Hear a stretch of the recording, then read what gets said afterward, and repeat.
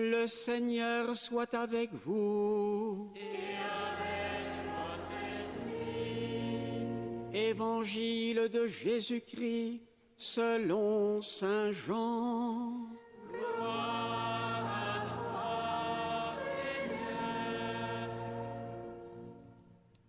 En ce temps-là, Jésus s'écria: « Celui qui croit en moi, ce n'est pas en moi qu'il croit, mais en celui qui m'a envoyé. Et celui qui me voit, voit celui qui m'a envoyé. Moi, je suis la lumière.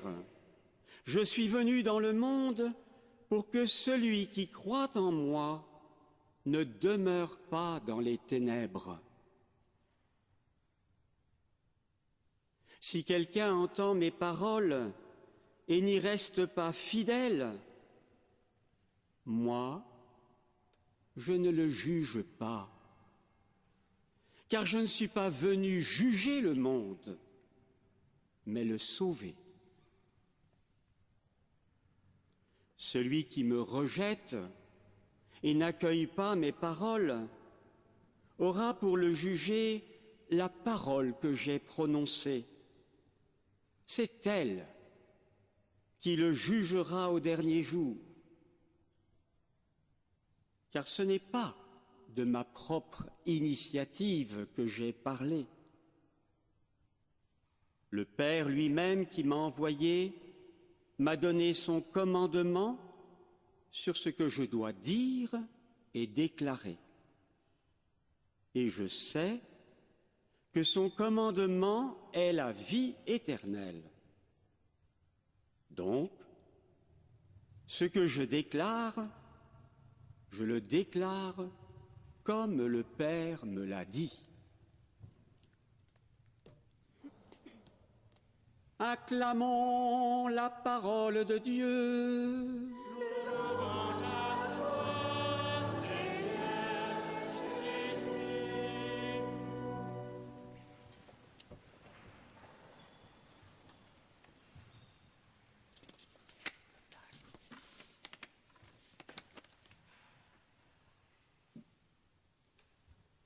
Frères et sœurs, le passage d'évangile que nous venons d'entendre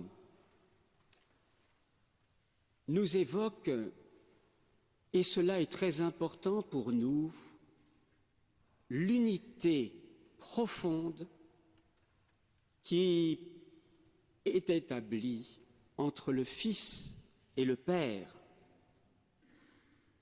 Celui qui croit en moi, ce n'est pas en moi qu'il croit, mais en celui qu'il m'a envoyé. Et Jésus nous dit que s'il est venu dans le monde, c'est pour l'éclairer, c'est pour dissiper les ténèbres qu'il habite et pour le conduire au salut, c'est-à-dire à la vie partagée avec le Père et le Fils dans l'Esprit. Alors, si nous croyons en Jésus, nous pouvons dire que dès à présent, nous vivons dans la lumière, car le Seigneur vient nous éclairer de l'intérieur lorsque nous écoutons sa parole, lorsque nous l'accueillons, lorsque nous y restons fidèles.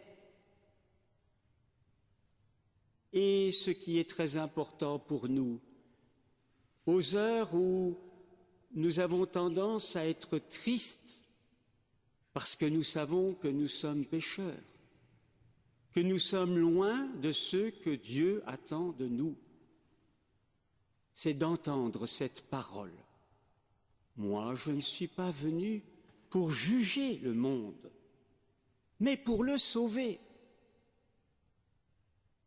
Alors, frères et sœurs, accueillons cette parole comme une bonne nouvelle, une nouvelle qui nous met dans la lumière et dans la joie,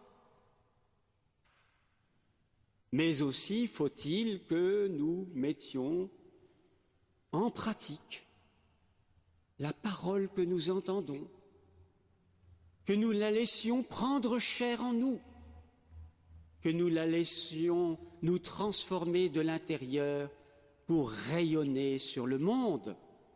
Telle est notre mission. À la suite des apôtres, et en ce moment nous écoutons ces magnifiques passages des Actes des Apôtres qui nous relatent les premiers temps de l'Église et comment les uns et les autres ont contribué à l'établissement de celle-ci et par elle déjà à la mise en œuvre du royaume.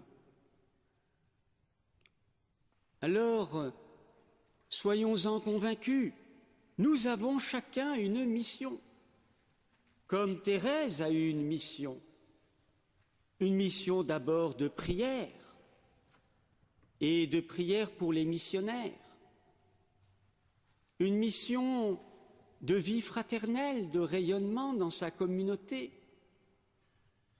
une mission particulièrement tournée vers ceux qui ont le plus besoin du salut. Je pense en particulier à ce prisonnier pour lequel elle priait avec intensité pour sa conversion. Nous aussi, nous sommes invités à prier pour nos frères et sœurs qui sont dans les combats, dans les difficultés.